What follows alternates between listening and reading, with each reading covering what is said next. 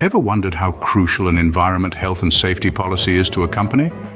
Well, it's not just a legal requirement, it's a commitment to the well-being of your employees, the environment, and the company's reputation. The first step in crafting this policy is to understand what EHS encompasses. It's about managing risks, preventing accidents and injuries, and curbing environmental damage. It's about fostering a culture of safety and sustainability. Next, identify the key stakeholders. These are the people who will have a hand in shaping the policy. They could be management, employees, safety experts, or even external partners.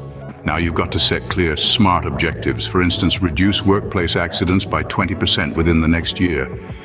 These objectives keep you focused and accountable.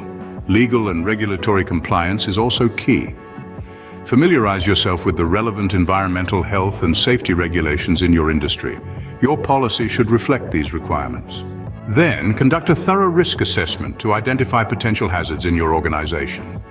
Once you've identified them, develop strategies to mitigate these risks. Don't forget to involve your employees in the policy development process. Their insights are invaluable. They need to understand the policy and commit to its implementation. Training and education are essential. Equip your employees with knowledge on EHS policies and procedures. This helps in nurturing a safety-conscious culture. Documentation and communication are pivotal. Maintain records of incidents and compliance. Communicate the policy throughout your organization so everyone knows their responsibilities. Regularly monitor and review your EHS policy.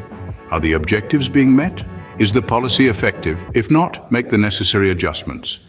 Remember, EHS policies should constantly improve. Encourage a culture of feedback, learn from incidents, and adapt your policy accordingly. So there you have it. Follow these steps to create a robust EHS policy. Remember, it's not just a document, it's a commitment to the well-being of your workforce and the environment. If you have any questions or need further assistance, drop them in the comments below. Stay safe, and I'll catch you in the next video.